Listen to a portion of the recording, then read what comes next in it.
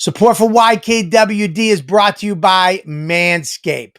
They're the best in men's below-the-waist grooming.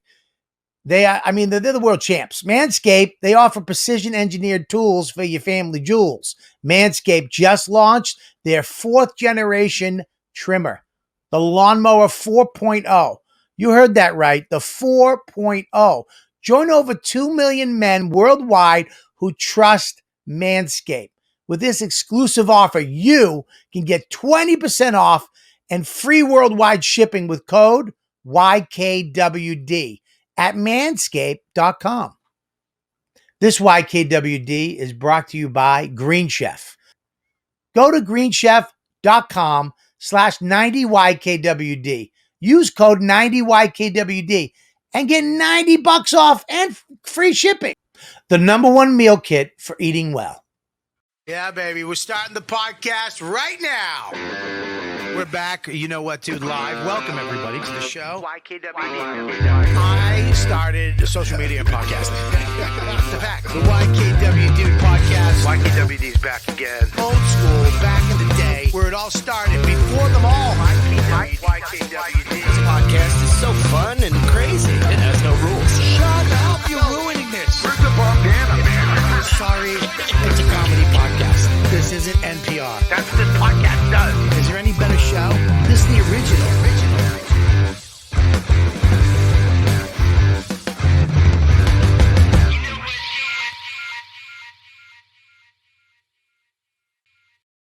You know what, dude? We're back. Another Monday night, 9 o'clock. I've been doing this podcast for over 10 years, nonstop, never took a break. Before everybody was doing it. Here I am. Make sure you're watching this on YouTube. Hit the subscribe button. Don't be stingy with your subscribes and your likes. All right? You can leave a comment if you want, but hit the thumbs up button. I don't even care if you thought it was mediocre. Hit your thumbs up button and hit the subscribe button. But today's episode is not going to be mediocre because I have a comic who I've watched from afar. I feel like we should have been friends 20 years ago. We've met before, but he didn't remember it, so I made an impact. But I'm very excited to have him on today. Today's episode of YKWT. Please welcome Aries Spears, everybody. What's up, buddy? Yo, buddy, what's up, baby? You don't remember because we talked on the phone, and I was like, "You like, have we met?" I don't think and I was like, "Yeah, we have. We've met." We actually had a conversation one night that was kind of meaningful to me, and holy shit, I'm hearing words like meaningful and me, so I'm shocked. But go ahead. No, I'm kidding, dude. It was out in front of the Laugh Factory, in LA, and you were going through some shit, right? Still am. Always. Well, you were going through some shit, and I saw you, and I know that look because I have that look too. I'm always in front of a club with my foot up on the wall, trying to unclench my fists because someone just said something or something just happened or something's going on, and you were out front, and I walked up, and I just walked up. I was, "Yo, man, what's up? You good?" And you went, "Nope." And we started having a conversation about some shit. You were going through something with your girl or something, or you were getting something divorced. I don't know what was happening. Right. And we talked for a little bit, and you said some shit that made sense, and I was like, all right, about women, and I agreed with everything, by the way, and then that was it. And then I didn't see it again, but I always used to watch you on YouTube, and because I love your shit. And then I started watching your interviews, right? Yeah. And your interviews, to me, I was like, oh, this guy reminds me of Patrice because he's not holding back. Like, comics, when we usually get interviewed, we wind up, we love to be interviewed because we wind up like it's a documentary about our lives, and we usually pontificate and but you just say fuck it, and you call people out and say shit you're not supposed to say. And it's costing me, Bobby. Believe it. Listen, I keep telling Quinn, I go, Hollywood Bobby's got to, if I was Hollywood Bobby 15 years ago, I'd be in a mansion right now. Right. If I could have learned how to just go like this, hey, it's so good to see you. Good to see you, man. If I could have done that 15 years ago, I wouldn't be a 3-bedroom ranch with no attic and no basement. Right. Well, listen, man, not much has changed in regards to going through shit, whether it's still with my girl or some other girl, whether it's this business or just trying to navigate through this bullshit minefield of Hollywood hypocrisy, because this shit is so high school driven and high school oriented that I don't know that I'm cut out for this, man. I don't ever doubt that I've been cut out for the show part of it, for the entertainment part of it, the creativity part of it. But that's very different from playing the game. And I think I think I'm one of the, excuse my vanity, I think I'm one of the best when it comes to the creativity part of it. But I suck at playing this game. Right. But some people are very good at it. Some people are masters. It's a different skill set. Yeah. Right? Like people say, you can get I can act. Give me the part in the movie. Give me the part in the TV. I can do it. I'll pull it off. I can do it well. But the auditioning is a whole different thing. That's a different skill set. Man. Right? Yes. You know what I mean? Yeah.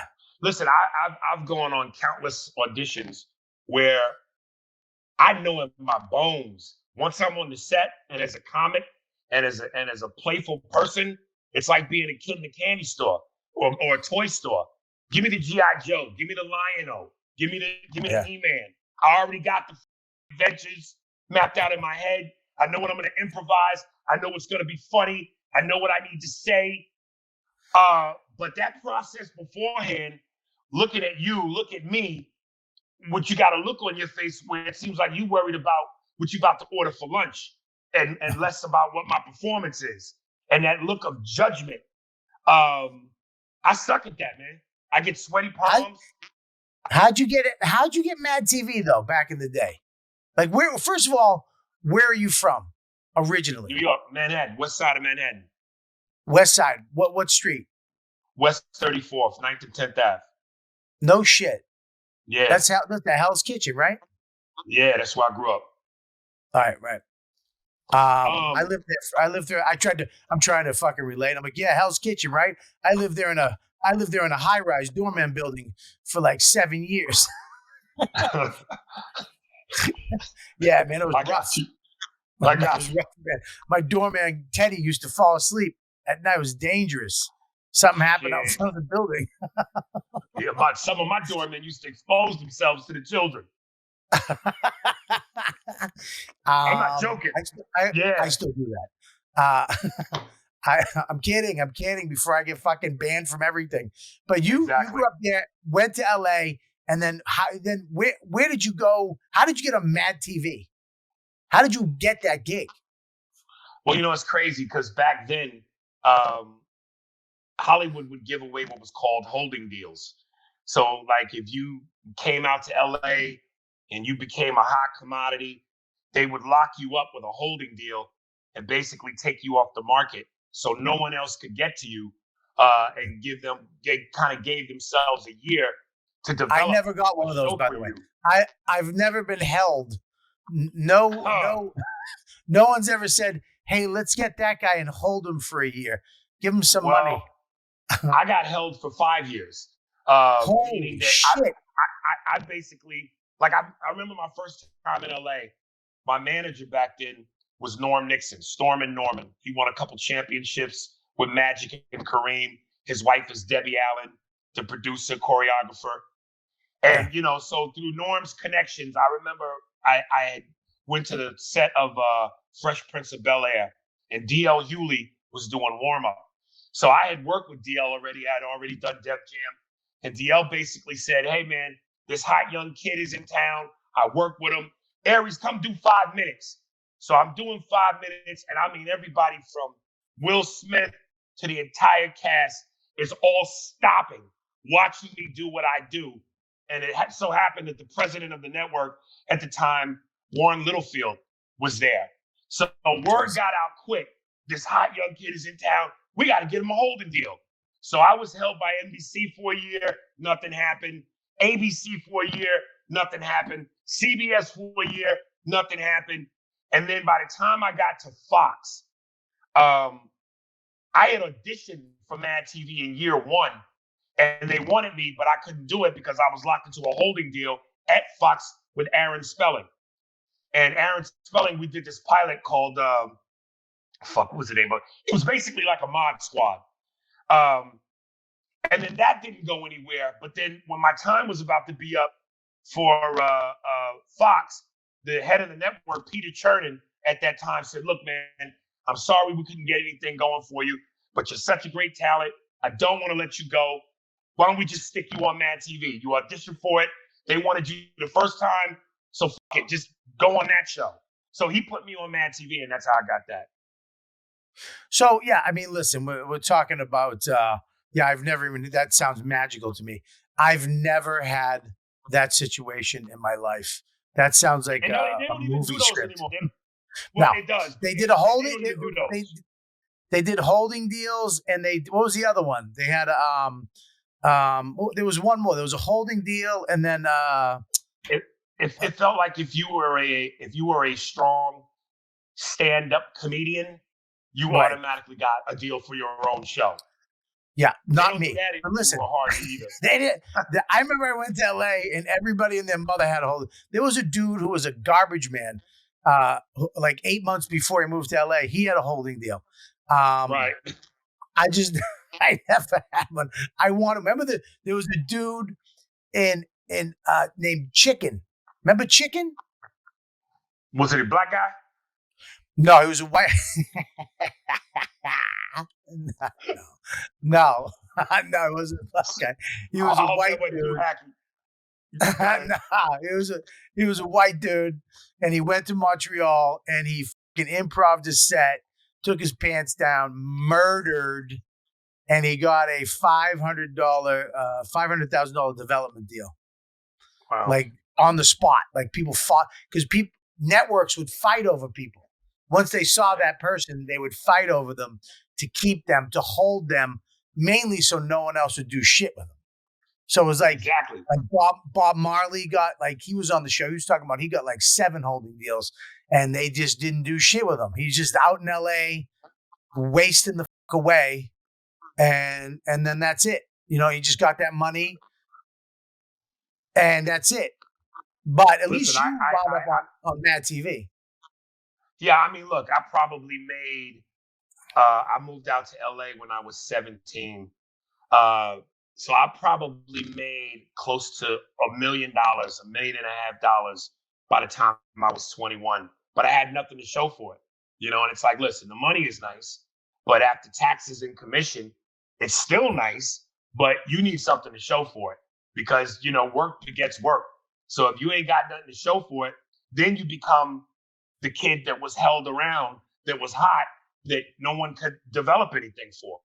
Yeah, it's like a kid star. They're cute and shit. And then when you see them at 13, they look like shit. They look weird. Right. Like their eyes are too far apart. Fucking eyebrows are too thick. Their teeth are fucked up. You're like, who's that? Oh, that's that dude that in that movie with Bruce Willis. What? Yeah. So what you got, but you got the thing I was watching, because if people don't realize how up Mad TV was, like Mad TV did, I mean, if it could never air now, that show would never make it.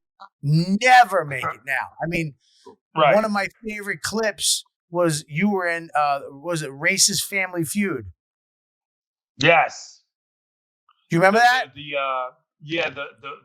What was it? The Maggers. It was a play on crackers. The family names. It was the God. I got it right here, Bush. You got it? Okay, right here. I got it ready to check this out. This is one of the funniest clips ever. Introducing the Cracker family. Ready for action. The McCrackers. Against the Miger family. The Migers. On your mark.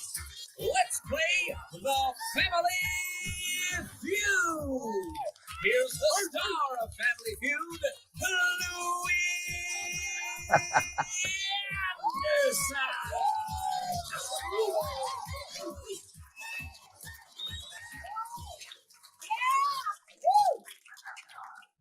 Dear Lord, if you have any mercy in your heart, please just kill me right now. Lord, do it! Strike me down, please! I guess he's busy. Play the feud! Hey, okay. Let's go. Here we go.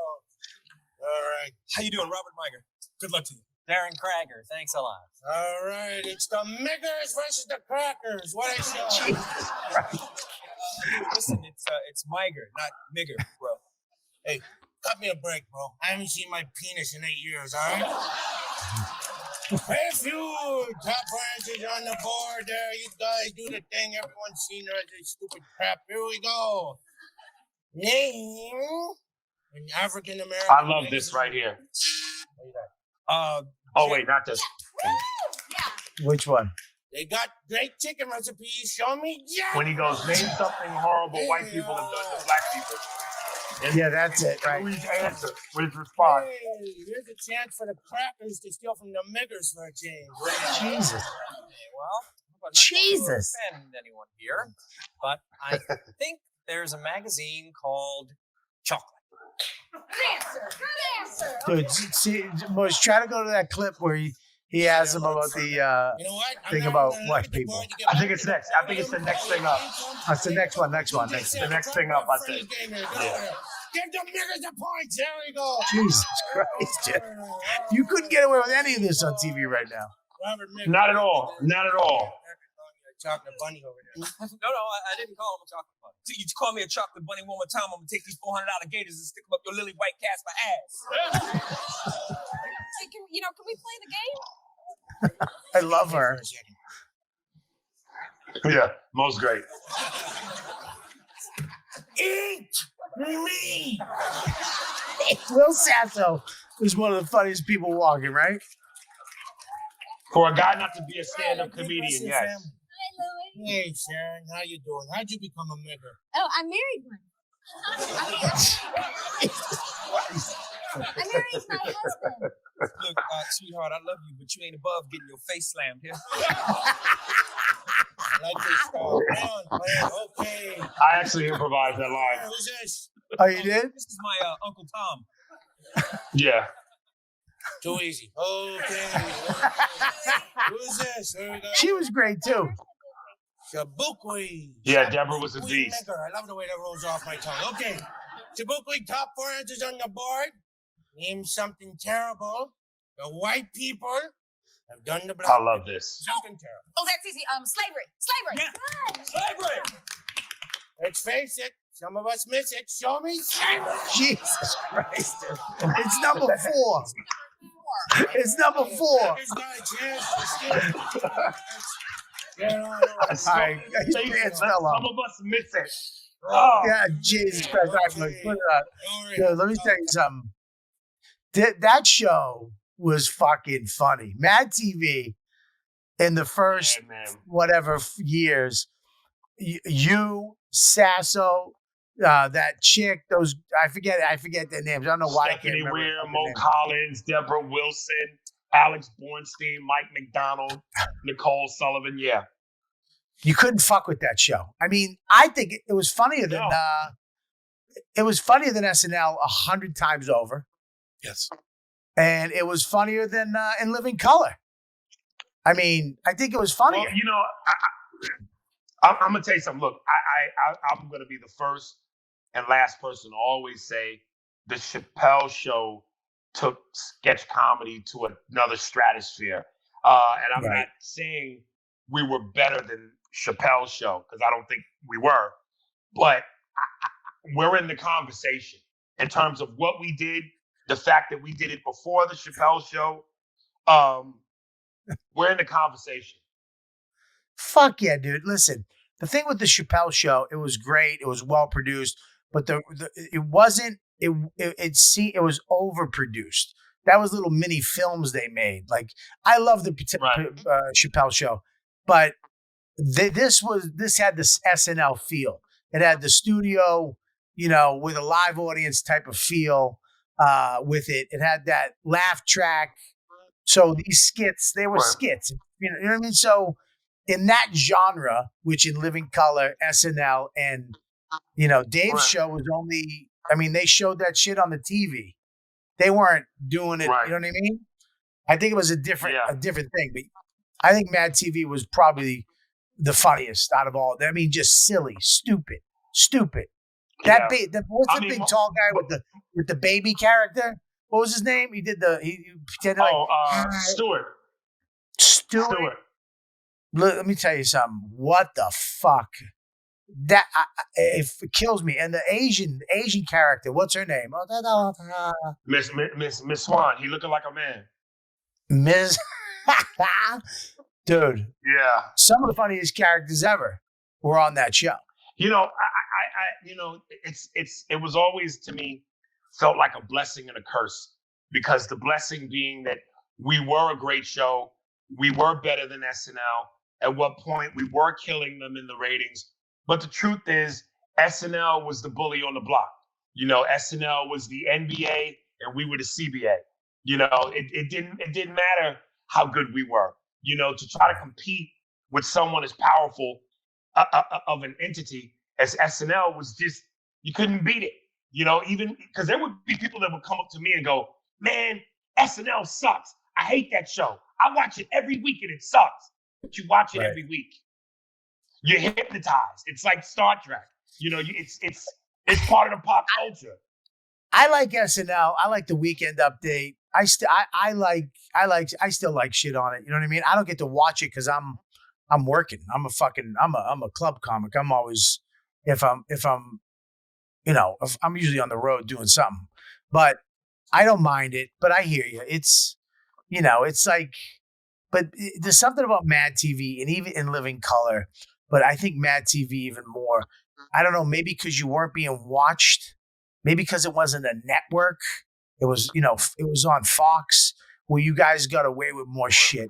I mean, think about doing that skit today. If that skit was on a skit show right now on network TV, the fucking world would explode. The world, people would die. People would houses would be fucking burnt down. People would die over that sketch. Robbie, let me tell you, so many people hit me up on social media and said, "Are they ever going to do a Mad TV reboot, a reunion?" And I tell them, yeah, they did. And it came and went. I mean, it was on CW. It came on Wednesdays at 9. Yes. And this climate, this moisture, political correctness, woke climate. And I mean, it was a blip.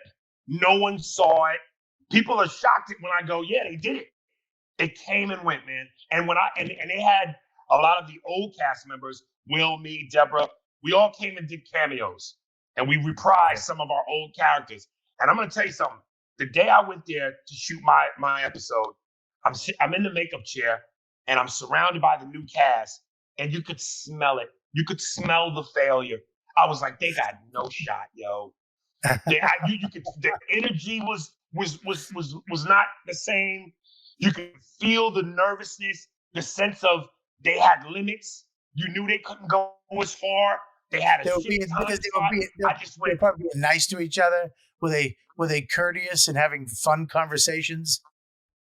Yeah, man. Yeah. Like, dude, when we did Mad TV, we'd be in the dressing room, we'd be in the makeup chair, motherfuckers making rape jokes, cocaine jokes. I mean, we just, it was like a dirty bar.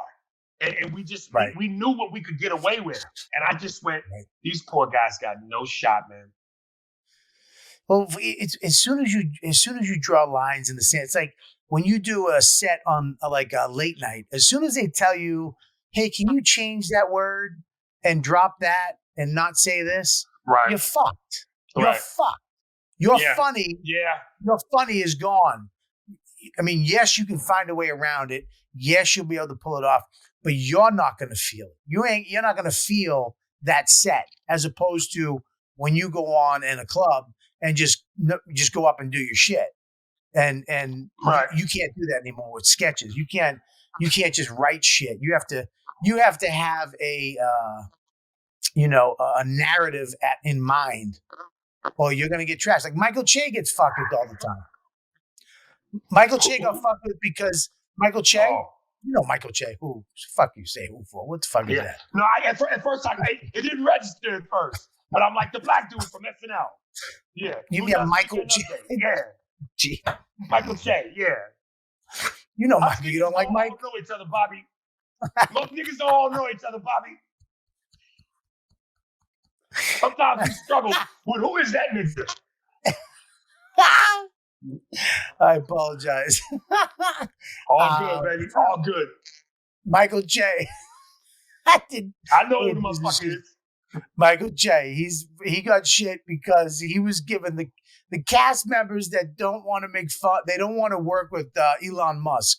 They're putting up a stink because they don't like whatever he stands for. So these people are like trying to protest him being on the show. And I guess Michael Che posted some shit where he made fun of him or something, and he got shit for that. It's like we're fucking. Let me tell you something. I remember I was watching some documentary about Dice. It might have even been the Comedy Store documentary, and they were talking about how when he went to go do SNL, one of the female comics refused to work with him because of his material. And I said they should escort this bitch to the state line and never allow her back in. You cannot call yourself a comic and refuse to work with another comic because you don't like his material. Your fucking comedian badge should be taken. Comedy is subjective. Even if it ain't your cup of tea, your job as a basketball player is to suit the fuck up and play with another basketball player. Fuck that. Right. That's lame. Yeah, you're right. It is. It is subjective because what you think isn't funny, a lot of people do. You know what I mean? It's like after the show with. Go ahead. What were you saying? I'm sorry. No, go ahead. You're fucking. It's your LA internet's fucking up. What are you on? You on 4G or 5G? You on 4G? I'm not even sure what the G's are, brother. How many bars you on right now? How many bars you doing the show with? Oh, you didn't even hook up to the fucking Wi-Fi. You son of a bitch. I'm one bar right now. God damn it, man! Hook up to the Wi-Fi. And are you getting me now? Are you in a hotel? I am hooked up. You're hooked up to the Wi-Fi? No, I'm at home. Do you have Wi-Fi? Yeah. Are you hooked up to the Wi-Fi? Yes. Oh, you good? All right, good. Yes. All right. Yeah, I'm at home. Can you? All right. You're stuttering. I'm very excited about this fucking having you on the show. So I don't want it to fuck up. I don't want it to be like a CB radio. No, over. Right. You go. All right, go ahead. I got you. Are we clear now? Are we clear? We're clear. Oh, Roger, go ahead. We're good. All right. That's good. Now I forgot what the fuck point I was trying to make. Go. I know. I'm going to tell you right where you were. You were saying that if you're a comic, do your fucking job. We're not supposed to be sitting here.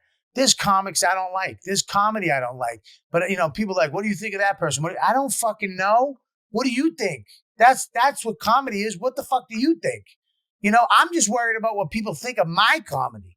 When I go out there, this is what I do. Hopefully you can gather enough fucking assholes that like your shitty, weird sense of humor that you can make a living, live your life, pay your bills, and have a good time, right? But other than that, it's like, I don't give a fuck what you do. The people that are trying to dictate a certain style of comedy, that's what it is. It's like, go fuck yourself, and you can see it too, man. And when we came up, we didn't have, you had to just be funny. Like you couldn't watch TV, you couldn't watch hours of internet YouTube shit and mimic what fucking people were doing. There was no internet. There was not. You had to go to clubs, get on stage, and fucking work your shit out. That was it. You know, and usually there wasn't that as many. There wasn't like 19 yous sitting around. It was just you. Like when I came up, it was Burr, Patrice, Gallman, Bob Marley, you know, and then the older guys. So you were just bringing what you were off stage on stage and developing that. Everybody had their own little silhouette. Now I feel like I don't know, man. There's a way to be on stage to get shit. You know what I mean? Yeah, listen, I'm not a big fan of Carrot Top's comedy, but I respect them. You know, it's sure, like it's like when you look at a major, when you, got it's like fucking when you look great at ass. a boxing match. He's got great abs. The fucking guy's in shape for a redhead. I mean, dude, for a redhead, he's got it together. Yeah, it's envious. But it's like when you look at a major title fight on HBO and you look into the crowd and sit ringside, you go, holy shit, there's Shane Mosley, there's De La Hoya, there's Lennox Lewis. Fighters watch fighters. So comics watch comics. We respect comics. Might not be my cup of tea, but the dude is doing what his job is, which is what you said. Number one job, be funny. Just be fucking funny. That's why it always kills me when I go on the road and I see these local comedians doing comedy classes, taking lessons from the fucking owners and the managers. I'm like, they don't know the first fucking thing about funny. And the number one rule, the only rule, is be funny. What do you mean? You mean to tell me you're going to tell a lady or a guy, you know, when you wear a suit and you're dressed a certain way, it improves the comedy? And Armani's suit makes you funnier? Get the fuck out of here. What a waste of money. It's a sham. It would actually make me less funnier. If I was in a suit, it makes everybody uncomfortable. It would take away my funny if I wear a suit. Right. It just makes me look hot and uncomfortable, and the crowd hates it. Yeah. I wore a suit. You know, me and Kevin Hart were doing the galas. Remember the galas? You know the galas at the Just for Laughs? Yes. You go up and you do the big room, right? It's the big thing. My first gala, my agent tells me to get a suit. I'm like, what? He goes, you should wear a suit. So I'm like, okay. I got a suit at the mall right there. I went in, got it fitted, took all my money I made for the week for that Montreal, bought a suit. And mind you, it was one of my fats. I was fat. And I go in and they're like, you can't swear. You can't say fuck. You can't, you know. I'm working this set, crystal clean. Kevin Hart goes on before me one night. Fuck this and fuck that and shit and piss. And my little kid shit in my hand and threw shit in my fucking face. That little motherfucking shit. And I was like, what the fuck is that? Why can he swear? He's cute when he does it. And I'm like, he's what? He's fucking cute. I go out there. He goes out, fucking murders. I go out after him. I don't know how that happened. In a suit. And I died a horrible death. Horrible death. And I had no way out because I left my funny back. I left my thing back in my dressing room. I left all my instincts, all my comic instincts, and I gave a fuck. And I tried to do this thing. And I remember when I came off stage, I knew I bombed because my agent went, "You look good." Oh, listen. It's nice when you get to a place, both in your age and your comedy comfort level, where you just stop listening to people, where you just stop giving a fuck, and you do what your instincts tell you to do. Because I stopped listening to people a long fucking time ago about what I should and shouldn't do on stage. It's the most ludicrous concept ever. Yeah, that's true. It is true. It's hard not to though because. You do, and this is why I respect you because you do want to make it. You do want to have, there is a level where people are at and you're like, fuck, man, they're making a lot of money. They're selling the shows out. They don't have a club calling them up. Hey, can you push it a little more? Hey, can you send out another tweet? they just seem, they're just putting shit up, sold out, show added, sold out, which fucking bugs me to no end, by the way. If your show's sold out, why are you telling me? Why are you trying to promote it? Promote the one that isn't. Fucking. Right. I mean, I get it. I know when you have a sold out show, you want everybody to know, but it's, you know what? Fuck it, because I don't.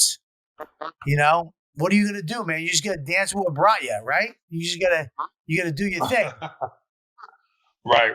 But maybe if you played the game a little better, I don't know. Is that it? Maybe if we were like, hi and how are you and thank you and I think you're great. What happened? What is it with you? Why the fuck aren't you the motherfucker? Like why aren't you? I mean, maybe you are now because I've noticed in the last couple of years you've popped off a little bit. You kind of your internet presence and your interviews got people into you, and you developed a fan base for actually speaking the way you feel. Am I wrong? No, but I will say this. I'm like most guys. I'm a sports fanatic, so I use a lot of sports analogies and liken a lot of what we do to sports. And like in terms of boxing, I always say there's two people. There's the people's champ and there's the paper champ.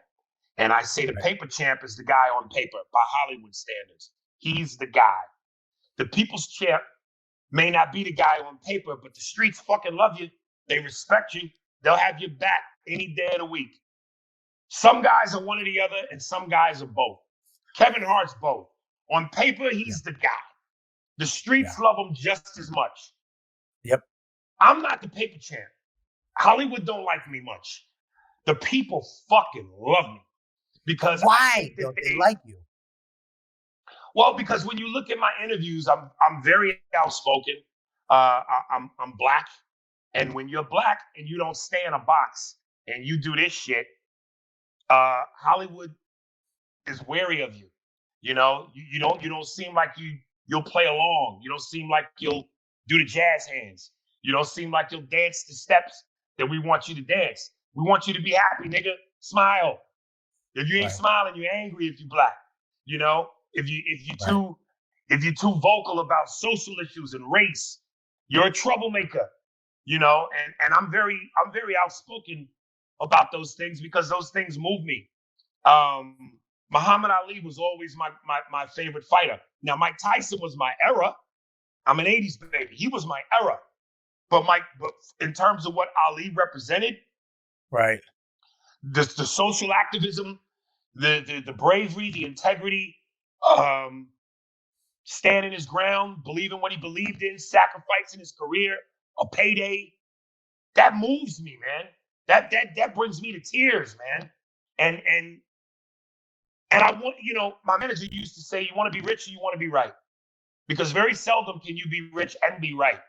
And very seldom can you be, vice versa. Well, I'm going, there's got to be a way to be both. And maybe that's my... That was what Patrice used to say. Patrice used to say that all the time, too. He used to say, like, why can't I do this as me?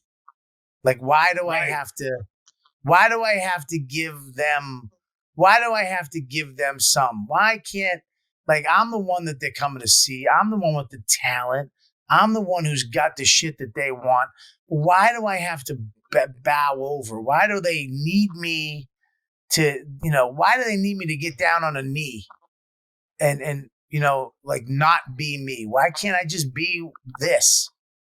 But what was so interesting, though, is, and I remember Patrice saying that, but what was so interesting was it felt like prior to his death, and he didn't know he was going to die, but prior to his death, he kind of changed some of his tune, because I remember he was on Opie and Anthony, and he said something about anybody that has an ounce of integrity try to make it in this business. Anybody that's trying to be the lone gunman, I'm going to do it my way. You're a fucking idiot, because it just doesn't work. You're never going to make it that way. You have to do a little soft shoe. You have to bend to that knee. You got to kiss a little ass. You just have to do it. And maybe I, like him, am so stubborn that who knows? Maybe I'll pay the same price. But I gotta believe that wherever he dropped the baton, if I can pick it up and take it from there, and even if I don't go all the way, wherever I drop the baton and somebody picks it up and takes it from there, somebody's got to make that happen. Because I hate the fact that I got to do all of this shit to be where I want to be. I can be who I am and be funny. I'm telling you, these guys are the best. Manscaped, they just made shaving your jewels so much better. Imagine shaving with a sleek, well-designed, optimized trimmer that makes shaving time your favorite time. I put my leg up. I got a nice bench. And boom, I used this 4.0. Look at that. Look at that thing. That is just smooth. They made the new design. Look at it. It trims. Woo, you don't feel nothing. I trim my arm hair. Let me tell you something. One time, I had this girl coming over, and I was trying to get everything nice down there, and I went in the shower with a razor, and it looked like somebody got murdered in my underwear. I had to tell her not to come. It ruined the night. I didn't get any. She didn't get any, and I had underwear I had to throw it in a hotel room, okay? Manscaped, they engineered the ultimate groin trimmer by focusing on intelligent functionality and the incredible comfort by grooming experience. Their fourth generation trimmer features cutting edge ceramic blade to reduce grooming accidents, so I don't have to worry about not getting any and having bloody underwear. Okay. Did I mention wireless charging? What? The new wireless charging system uses electromagnets, Tony Stark stuff, induction, which helps battery length last longer. Man, if you've been shaving with like a razor, you're nuts. I mean that. Use this on your nuts. Man, if you've been shaving with the same nut trimmer on your face, you've been doing it wrong. No person wants to end up with pubes in their mouth. Well, I got a couple friends that might. Look at 20% off and free shipping with code YKWD at manscaped.com. That's 20% off with free shipping at manscaped.com. And use code YKWD. Unlock your confidence and always use the right tool for the job with Manscaped. Guys, I want to tell you about this great new sponsor, Scoremaster. Did you know, this is crazy, the average American has 97 points that they can add to their credit score and they just don't know how to find them? Well, Scoremaster is the new credit science that super boosts your credit score. Forget raising your credit score a few points. That's weak, loser, lame. The average Scoremaster user raises their credit score 61 points in 20 days or less. 61 points. All right, say your credit scores was like 500 to mid 600s when you bought that new car. If you had gone to Scoremaster first and raised your credit score just the average 61 points our listeners get, you could have saved $9,000 on your car loan. And if you had gone to Scoremaster before applying for a home loan and raised your score just the average 61 points our listeners get, you could have saved almost $100,000 over the lifetime of your loan. Scoremaster puts you in control of your finances, not the banks. Enroll in minutes and see how many plus points Scoremaster can add to your credit score. Visit scoremaster.com/YKWD. Scoremaster.com/YKWD. Yo, what's up, dudes? Check it out. I am so happy to have this sponsor, Green Chef, to sponsor YKWD. Green Chef, the #1 meal kit for eating well. Green Chef is the first USDA certified organic meal kit company, enjoying clean ingredients you can trust, seasonal, sourced for peak freshness. Ingredients come pre-measured, perfectly portioned, and mostly prepared, so you can spend less time stressing and more time enjoying delicious home-cooked meals. I had the pad thai. I can't tell you. It came with this. First of all, it comes in the box. It's all ready to go. Easy instructions. Lie it out on my counter there. And I made dinner. My wife was so impressed. I made the meal. It was pad thai, peanuts. Everything was fresh. And it had this spicy, crunchy carrots. I don't like carrots. I don't really eat carrots. I'll eat them in a salad. I never like them cooked. But these were incredible. Okay.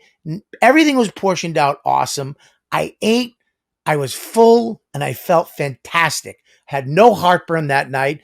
Didn't wake up, have to take a Pepsid, and I slept through the night because I ate the right amount and it was healthy and it was great and I loved it. Go to greenchef.com/90YKWD. They got a promo code you can use, 90YKWD. You know how much you get off? $90, including free shipping. I'm going to tell you right now, greenchef.com/90YKWD. $90 off if you use the code 90YKWD and free shipping. Green Chef, the #1 meal kit for eating well. It's crazy, Bobby. Like, I'll go on the road and I'm not a morning guy. I'm not a very talkative guy. I'm very quiet to myself unless I know you. I can tell. So they'll come pick me up to do radio in the morning. And then on the whole ride over, I'm in the car. And the girl or the guy who's ever driving me to the radio, the manager, they're going, "You want some coffee? Do you need some coffee? Are you going to be okay? You know you got to do the radio." And I go, "Motherfucker, I've been doing this 30 years. I know when it's time to go, how to go. I don't have to perform in the car on the way to the radio station. I'm tired, motherfucker. It's 6 a.m. I got in at 3 a.m. I ate my wings and my burger. I didn't go to bed until 5. I'm full. I'm tired. But when I get to the station and they go, motherfucker, I light up like a Christmas tree. And then when we're done, I shut it right back off. I know what I'm doing." Right. Yeah. No, I hear you. It's fucked up, man. Like, I was watching one of your videos on Instagram, and I think it got deleted because I can't find it. You were talking about the chick that just got shot with the stabbing the other chick. I deleted it. Why did you delete it? Because I wasn't in the mood to be Captain America and take on Thanos' army by myself. Well, when I saw it, because you were first of all, you were lying down, which was just uncomfortable for everybody to watch, knowing that your fucking cock was probably out under the covers. And you just got done fucking wanking one, and now you're giving us a brilliant speech about life. And I'm with you, but I'm like, I know his huge wang is fucking down there somewhere. It ain't huge. I'm not the stereotype. Basketball and big dicks. I'm a disappointment. I didn't mind. I wasn't doing that as a stereotype, as it was just as a friend to let you have a big dick in the story. I wish. I don't have a jump shot or a big dick. But you were screaming at everybody. You got it wrong. That was right. She was gonna kill that somebody's daughter. The cop had no choice. He did the right thing. This was an okay one. You guys gotta settle the fuck down. Everybody's gotta chill the fuck out on this one. And he was the only person, as far as comedians go, that was saying like common sense. Like, I watched the whole thing and I'm like, wait a minute, what the fuck's going on? You got fucking LeBron, you got this one. Everybody's like just reacting to that. And it seems like you watched it and made an intelligent observation of no. And you were screaming at people and you did it. And you're right. It's like they're going to attack you now because you said your opinion on a topic that didn't fit what we're supposed to say. One of the worst things, the most insulting things you could call a black man is a coon or a Sambo. And it was coming. I was getting called Sambo. I was getting called coon by my own people. I had slave thinking.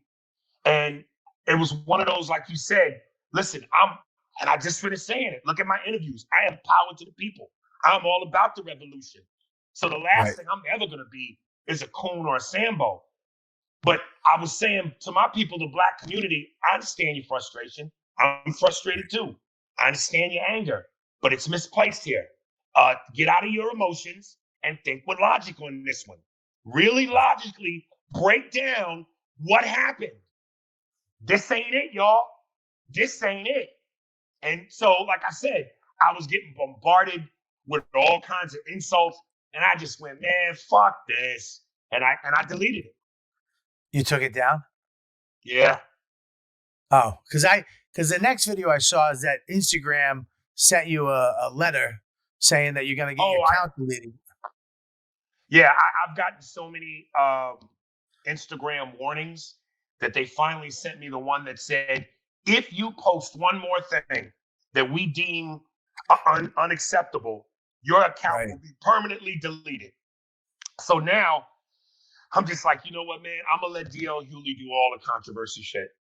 I'm gonna stay away from anything political, racial or sexual in nature, because I'm also trying to use Instagram as a tool to make money.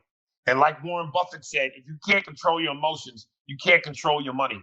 So if I get suspended, then I'm fucked. So What let me ask you a question though. What was it that you said? You don't have to say what it was, but what was it about? It's been a number of things. I would send out posts where Instagram girls who are twerking, showing their titties and ass, and then I would pose these sexual scenarios where, like, I would go, fellas, for $1 million, would you rather? And then I guess people would report it. I think women would report it. Would rather what? Ask me. I want to give you my opinion. Ask me. I would say there was one of a girl who, beautiful IG model, fat ass, thick thighs, and she was cocked over like she was taking a piss on the ground. She wasn't, but she was in that position. And I said something about, fellas, you get home and see this girl taking a piss on your front lawn. What do you do? And you slide under it. Exactly. Most dudes were like, yo, nigga, give me the golden shower. And then some dudes were like, man, I'll kick that bitch off the lawn or whatever it was. Just playful guy juvenile shit. It depends. It depends on how big her vagina is. Because sometimes when a girl pees, it comes out in a little stream. But sometimes when they pee, it's like this fucking. It looks like a fire hose when you first turn it on. It's just like this big. Shh. I don't want anything to do with that. I don't want like a sprinkler. I'd like a hose, like a nice straight shot. I would pose questions to women like, ladies, for $1 billion, could you go 2 years straight with no makeup, no getting your hair done, no shower, and no brushing your teeth? Or would you suck a dead dude's dick out the casket in front of the church? So just silly shit like that. Yeah. And that would get reported. I suck a dead dude's dick. If I would do that. Is that a thing? Do you have $1 billion? I'll fucking do that. What do you got in your mind? I'll do that in front of my wife. Oh my God. I'll do that in front of my wife who hasn't taken a shower or used makeup in a year. We'll do both scenarios. I'll do that for $5 million, actually, not even $1 billion. Right. I'll tell you what, though, man, you gotta be. One thing I'm learning about getting older with women is that I should have learned this years ago when I dated this hot, smoking hot Puerto Rican girl. I mean, she was an 11, and I showed up at her house, and she had white all on her upper lip, and I was like, "What the fuck is that?" And she goes, "Oh, I'm bleaching my mustache," and I went, "What?" And she goes, "I have a little thing, so I bleach it," and I'm like, "You have a fucking mustache?" It fucked me up. And I didn't realize women are like nature. You ever see like when a amusement park closes and you go back a year later and just grass is up and the fucking Ferris wheel has vines up it and it's rusted and you can't even read the sign anymore. It's like in a year, just nature took back that whole. Women are very similar to that. If you don't let a girl get to a bathroom and hit a shower and a razor, she's gonna be looking like a cave woman very shortly. Well, I realize, and again, this is what's great about when you get older, you stop giving a fuck, and you adhere more into what you like without shame. I like a hairy 70s pussy, and with a little bit, not a stink, but there's a pungentness to it, like a cheese that's been sitting in room temperature. I like that, man. That turns me on, dude. Dude, let me tell you something. I want nothing to do with that. Listen to me. Oh. I want nothing. I want to smell nothing. Like I walked into a doctor's office. Just nothing. Just nothing? Oh, I want nothing, and I want the hair. I want hair, but I want it to be nice. And even if you could comb it, like from the side to the middle, I like that. And maybe then down at the end. I'm telling you, big hairy. Oh, I hate it. Oh, Bobby, I used to say in one of my bits, I want to go down on a woman with so much hair. When I put my face down there, I look like a terrorist. Nigga, I like a punching bag clip. You do the one where you can do this shit. Oh, Jim Norton likes the same thing. Jim Norton likes it to look like a hamburger when she has underwear on. I love it. Oh, he's like got the right big idea. I like it. I want it to be all inside of itself. I don't want anything flipping out. I don't want the clit looking like China from wrestling. I want it to be a very small thing that I have to look for, and then I find it. And, shame on you! Shame on you! I can't, man. Dude, I like cheese, but I don't like a stinky cheese. I like a Havarada. But no. It's not stinky. There's a pungent. There's a difference between stinky and pungent. Pungent is a cheese that's been left out all day in room temperature during July. Yeah, but you're not supposed to leave. But you're not supposed to leave cheese out, dude. You're not supposed to leave cheese out in July during the day. If done it's very scientific. It's all the calculations have to be precise. If done correctly, mixed with wine, it's the best thing ever. Oh, woof. Oh.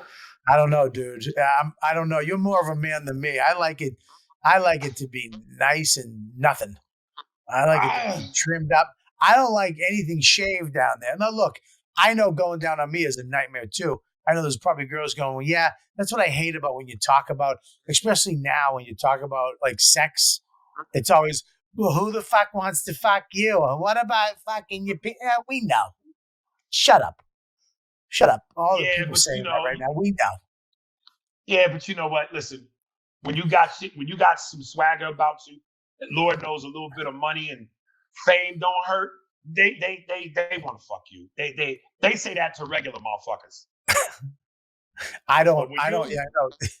You should be on the cheese show. There's a cheese show. A friend of mine has a cheese show with his girlfriend where they do a different cheese every week. You should be on it.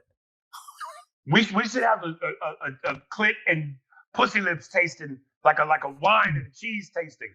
Just bitches on platters. Has anybody? There's got to be a video somewhere where somebody did some type of reference to what vaginas smell like, opposed to a cheese. You gotta like a hot wing show where you have to. We'll do it like hot wings where you have a bunch of pussies and it goes from no smell to the worst smell. Like that's a great Amazon, fucking Amazon, like hasn't seen water pussy, and like you have to crack it and the seal breaks like an ostrich egg, and then you hear. Oh my God! Hey, listen, I'm sure if there's not one show like that, there's one that needs to be made. That's a funny skit, though. Yeah, you just get a famous actor just on the third, fourth vagina. So you have this movie. Yeah, I play this. Or it's exquisite. Yeah. Go ahead. Yeah. But here's the thing, too. This is the part about you that is funny because you're a stand-up. You're a funny fucking guy. You're an outspoken guy. You have a podcast with some Jewish dude, some white dude. I don't even fucking understand that. I'm like, where's this coming? Because you're a nerd. You're a big nerd. To a degree. His name is Andy Steinberg. He's actually my opener. He features with me on the road. So we just started doing it. Wait a minute. Your crowd, Andy Steinberg goes up in front of your crowd and they're cool with that? listen, a lot of my crowd is mixed, man. A lot of that thanks to Mad TV. I do a lot of mixed crowds, or sometimes predominantly white crowds. Every now and then, I do a handful of black rooms. Right. And they like Andy. He goes down well. He does. He never took a hot one. Yeah. He never took a hot one. Listen, if we go to Chuckles in Memphis, where them niggas don't read, man, and slavery is still going on. He's a tough pill to swallow. But in certain more metropolitan cities, when the audience is predominantly black, they intelligent enough to get him. Right. Chuckles in Memphis. I want to play there now. I hate the South, man. I'm not a fan of the South at all, brother. Because like I said, them niggas don't read, man. And I'm not the smart. I don't claim to be the smartest comic, but I'm a little highbrow at times. And I know I say things and I use words that them go over them motherfuckers' heads, man. Dude, Chuckles just opened a new club in Mississippi. And it's my first time in Mississippi last year.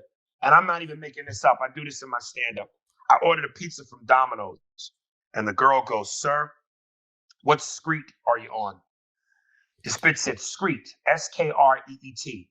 And I said, I got to get the fuck up out of Mississippi before I run into some slave catchers. Like, it's a different... What's a slave catcher? Are you seriously asking me that? Is that like the child catcher in Chitty Chitty Bang Bang? I never saw Chitty Chitty Bang Bang. Of course. You never saw Chitty Chitty fucking Bang Bang? No.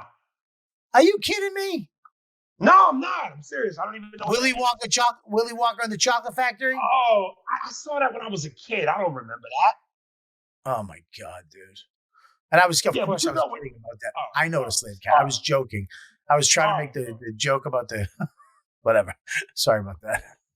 All good, brother. So it's just a different way of life down there. And I'm a city boy, man. I'm a New Yorker. I'm East Coast. So I'm used to a certain speed and swagger, man. Right. Yeah, I hear you. I go down the South. I don't mind it, but here's what happens. During the day, it's the sweetest people in the world. So kind. Like, hey, welcome. How you doing? Oh, come on in. All right. And have a nice day. And at night, it's like, woo, fucking motherfucker. And it just turns into this. It's like you put a little alcohol in them and they want to fucking stab you, Listen, man. Everywhere else in the country, West Coast, East Coast, I get offered pussy. The South is the only place where I get offered plates. I don't get offered pussy. Plates, sweetie. You want some yams? I can bring you a plate. Food, nigga.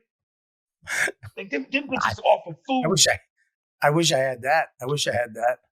I told you the first black girl I ever dated was the fucking sexiest thing I've ever had in my life. She walked out. I went and picked her up. She lived in the hood in Boston, and I had to drive over to her house. I was all fucking nervous. She lived over near where Patrice was, and I picked her up. She came out, and I was like, "Come on, let's get in the car. Let's go." She came out with a bowl of peaches, just peaches in a bowl. And she was like, "Baby, you want a peach?" And I was like, "Yeah, I think I do." And she fed me peaches out of her hand. And I was like, "Oh my God, this is the greatest thing that's ever happened to me."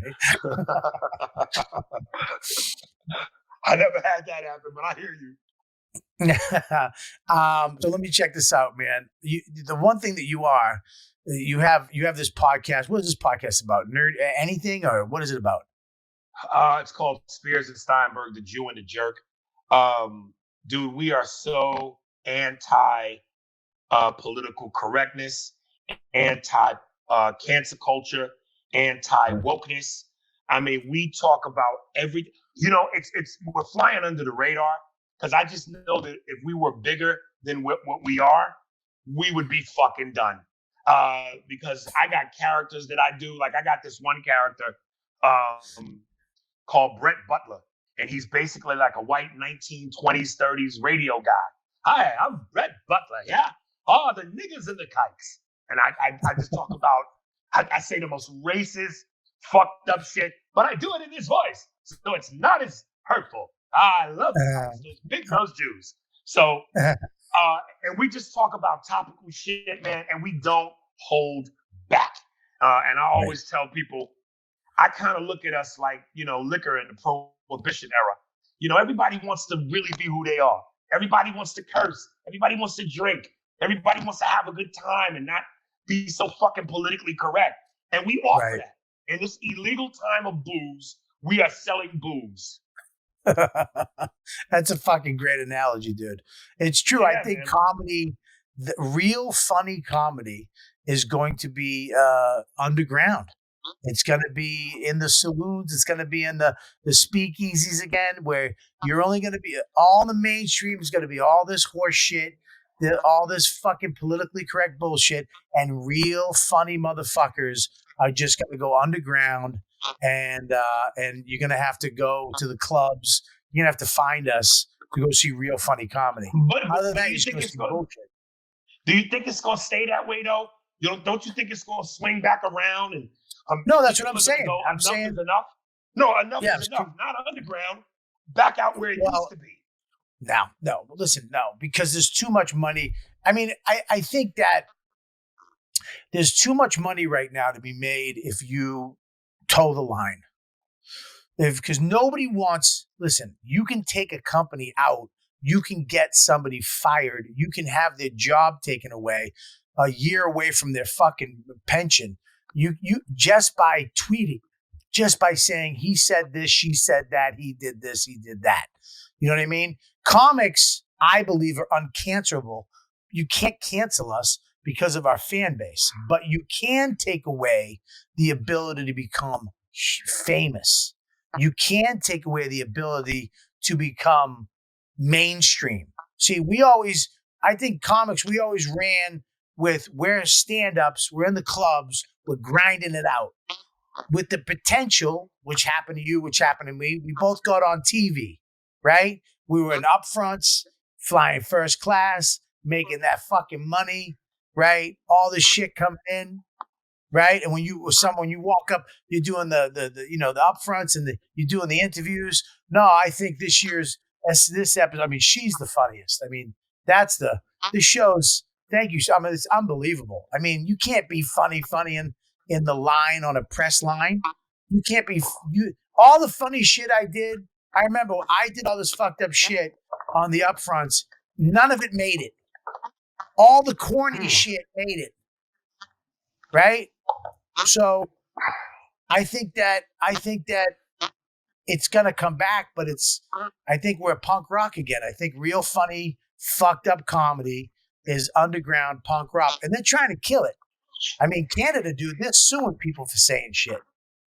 I mean, yeah, I hope not, man. Maybe I'm being naive, and I'm a foolish. You're gonna have to sell dick jokes like crack in around fucking 20 years. Yeah, you're gonna have to meet in the back alley, give him a fucking, here's $1,000. Yeah, this bitch's pussy smelled like fucking cheese, and I licked her asshole. Right. And you have to do fucked up jokes in an alley, like drug addicts. Right. I'm really hoping. I really want to believe that at some point a society can become so tired of something that it just rebels heavy. And I just want to believe that at some point the comedic society is just going to finally go, fuck this, enough's enough. We want it back to the way it used to be. And, comics that are standing their ground on issues like this, you, me, it's going to be huge for us, because there's going to be a difference between guys like you and me that people can go, they always stood their ground. They never wavered, no matter what, versus guys who changed it up to fit the climate and now all of a sudden are trying to be what they never were because that's what's popular again. And people will spot out the real ones from the phony ones. I just believe this is going to make a comeback. Yeah, Matt, you know what? I hope you're right. You're probably right. I mean, I don't know shit. I'm just saying stuff. I don't either. And I wanted to do that accent. I wanted to do that little bit. I was just trying to get that crackhead bit in. I thought it was funny. Really died too. You gave me nothing on that. I mean, I thought you'd even, really, you gave me, nothing. I mean, I did a whole bit. I did a character. I thought you'd be like, yeah, that was pretty good. But that's all right. Thanks. I was deep in my moral convictions, Bobby. Listen, we got to go right now. I need to take you into the Patreon extra. I want you to do a couple things if you can do, because I don't know why we're not friends sooner. You stand up, you're fucking the way you are, the way you don't take shit. You're MTV, but you're Mad TV, all the movies you've done, dude. I mean, you don't even fucking know all the movies you've done. You've been in, I got to say this too. Can I just say this real quick? Jerry Maguire, I hated you in Jerry Maguire. When she beat the shit out of you, I felt like she really hit you too. I felt like she really smacked you in the head. She really did. It hurt. She hit you, right? Yeah. But now, was that from a real place? Was she really mad, or did she ask if she could do that? No, I just think she's a solid actress, and she went for it. Not knowing that I wasn't a solid recipient. Well, were you mad at that? No, because I knew what it was, and I'm not going to blow. No. I was more in pain, but I wasn't going to blow what this opportunity was, because I couldn't take a hit from a black girl. I've been taking hits from my black mama since birth. You know what I mean? It's part of it. Dude, when she hit you in Jerry Maguire, I was like, good, fuck him. You were being such a cunt. You were being such a cunt in that movie. Jesus Christ. But we're going to go to the extra. We're going to go to the extra 15 right now for Patreon only. Patreon.com/Robert Kelly. Before we do, I just got to ask. Once we switch over, are we out of this now? No, we're still in this. Okay, because I just wanted to give out my podcast one more time. Oh, we're going to give out everything right now. We're going to give out everything. Yeah, I'm fucking good at this. I know what I'm doing. Fucking nervous Nelly. What are you so nervous about? What do you think? I'm just gonna switch into a paywall without telling anybody all your shit? This is all I got, baby. Hollywood ain't hiring me, Robert. This is all I got. I'm telling you right now, dude, you got nothing to worry about. You're fucking one of my favorite fucking comedians all around. Seriously, all around. Fucking funny, and just who you are. I fucking love it. So tell everybody where can they find your dates? And Mush, do you have his stuff up? You have his you got albums too. You got 2 albums. Am I correct? Comedy specials. Yeah, 2 comedy specials. One called Hollywood Look I'm Smiling. The other one's called The Comedy Blueprint. All my dates are on my website, ariesspears.com. All my podcast information, Patreon, Facebook, Instagram can be found at Spearsburg Pod. And I always tell people, if you want the links to the podcast, hit me up in my Instagram, Aries Spears, blue verification check mark. Slide in my DMs, and I will personally send you the links. It's available on all streaming platforms. You smoke cigars too? I don't. I smoke cigarettes and weed. Fuck. Yeah, dude, we almost had a perfect friendship, dude. We almost had a fucking perfect friendship. Hey, I could smoke one with you, though. All right, I'm just saying. I saw the cigar and I'm like, oh my god, this. I'm gonna quit YKWD. I'm gonna kill that fucking Jewish guy you're doing the thing. Me and you are gonna start a podcast, take over the fucking world, and smoke cigars. We should do that anyway. All right, settle down, relax. It's not gonna happen. But no, I'm kidding. Listen, no. I want to ask you a question though. You have to give people the link to the podcast. Why is that? Well, no, I have it in my LinkedIn, Linktree, whatever that is. But don't you have isn't it on Apple or something? Yeah, it's on Apple, it's on Google, Spotify. Okay. It's on all that shit. But people are dumb, man. And you tell them directions, they're fucking idiots. So I gotta spoon feed some of these motherfuckers, man. Shit. All right, check it out. You got to check out his podcast, dude. I mean, this is what I love about you, dude. You're fucking, you're angry. You're fucking loud. You're silly. You like geeky shit. You like fucking man shit. Patrice and Dave Chappelle, to me, I think are the two greatest comedians ever. If they were rappers, they would be Biggie and Tupac. And I just, you know, Patrice was a god to me, man. In terms of his fearlessness, his genius, his wittiness. He was so much encompassed into one dude. And I know I'll never be as good as him, but I want to be damn close. Right. Yeah, he's the best. And it's too bad he's not around during this shit. Would have been hilarious. You know, everybody else says that too. You know, if Patrice was around, I would love it if Patrice was around and he just folded because he got a sitcom and he just was fucking politically correct and woke, and he hung out with fucking Amy Schumer and fucking he sold us all out. I don't even think that would be in his DNA, man. All right, well, listen, we're going to the extra 10 right now. You want to be part of that? You want to check it out? Go to patreon.com/Robert Kelly. Dude, I want you to do a couple, some impressions, because I've been trying to get to this for an hour. You have this whole thing that you do. You have impressions that you do that are no fucking joke. So we read the names of these people that sign up, but maybe we could have a couple impressions. Some of my favorite ones that you do. Okay. Two, I know I definitely want to do. Paul Mooney and Tony Soprano. So good. You do Tony Soprano? Yeah. Oh, dude. All right, can you do this right now? Just to take us out of this, say you guys have been listening to the You Know What Dude podcast. Go to patreon.com/Robert Kelly to find out more. Do that as Tony Soprano. You want me to say that? Yeah, you do it as Tony Soprano. You gave me a mouthful. So one more time. Right there, patreon.com/Robert Kelly, right at the bottom. Go there. Ready? I'm talking to Meadow and AJ. Right now, you listen to patreon.com with Robert Kelly. I talked to Uncle June and Johnny Sheck the other day. It's a fucking great podcast. Christopher, Phil, Paulie. You gotta fucking listen to it. It's for business.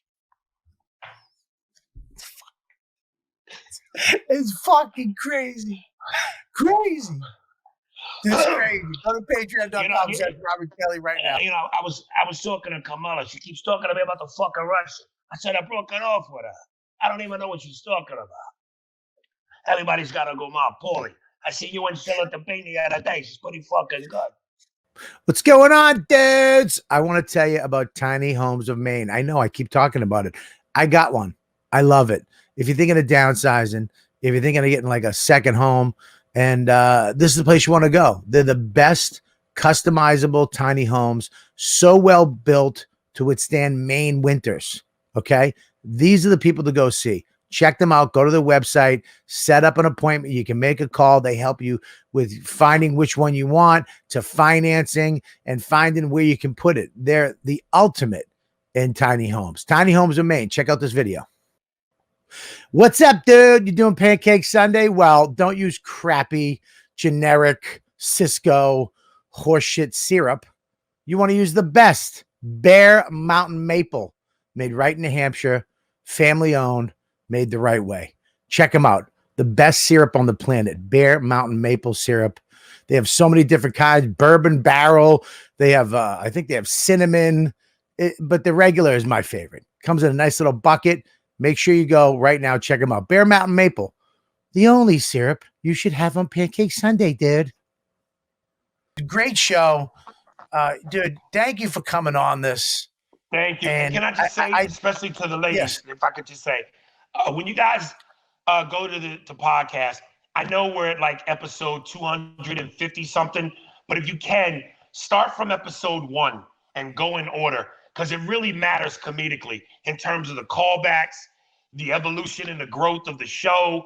If you listen out of sequence, certain jokes you might not get, certain things character-wise might not make sense to you. So start from episode 1.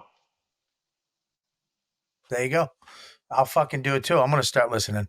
Tell everybody again, where can we see you? First of all, you got to go see him live. That's what he does. Go see him live.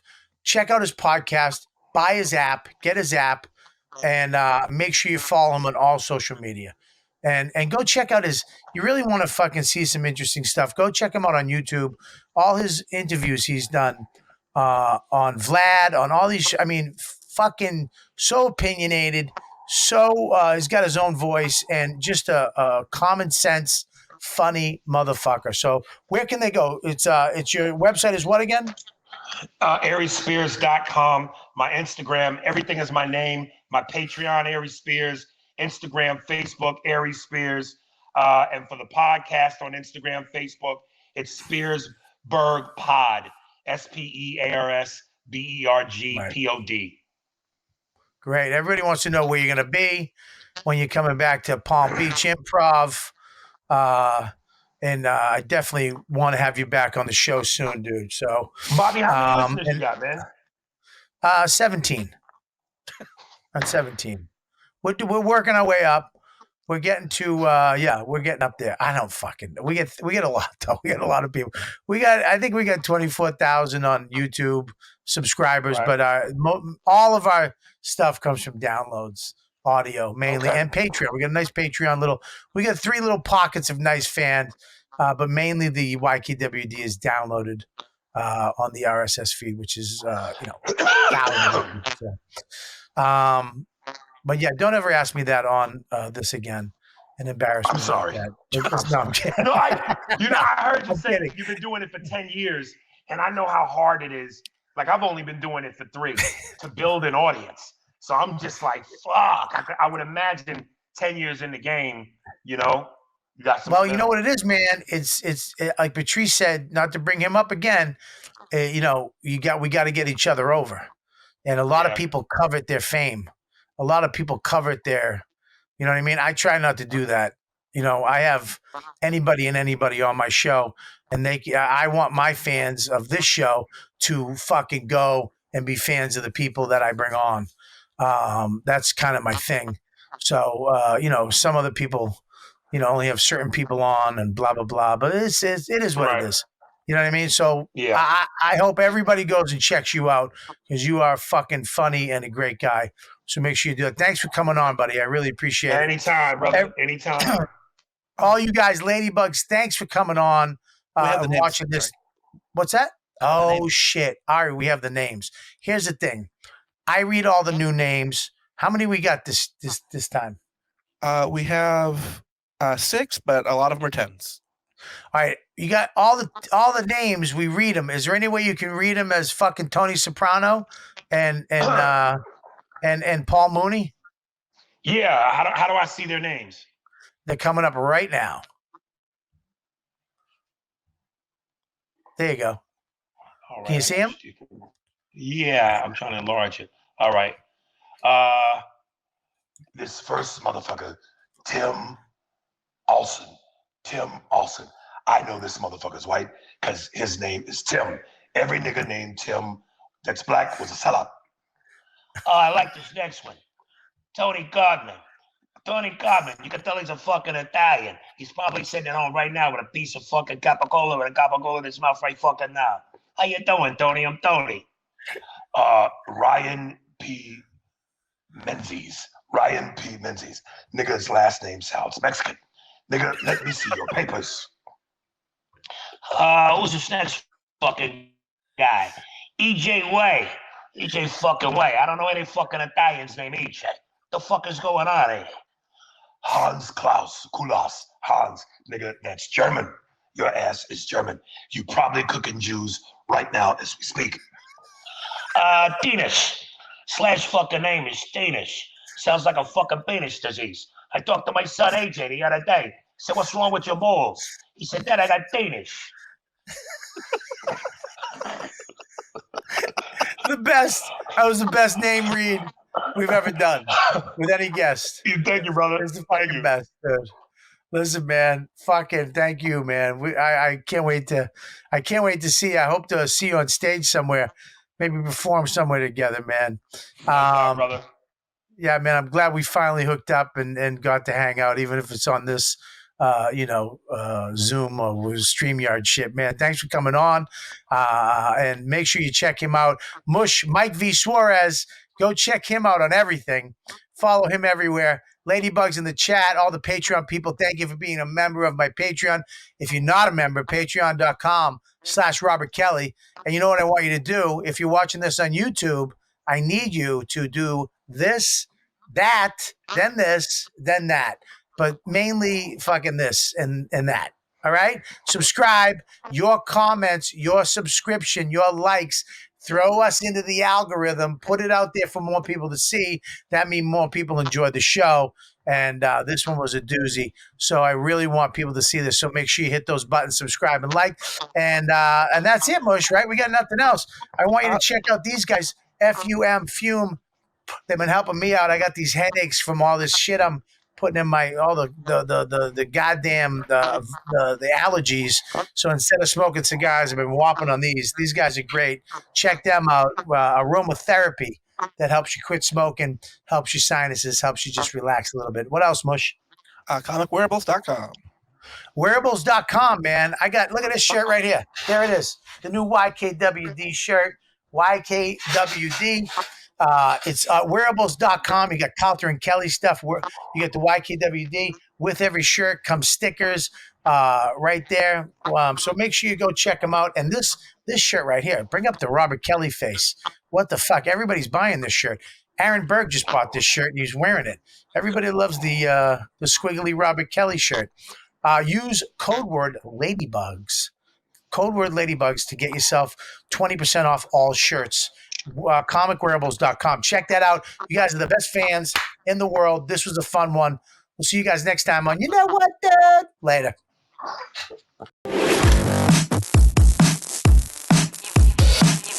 You've been listening to the YKWD podcast. Thanks for listening. Now go back to your shitty jobs.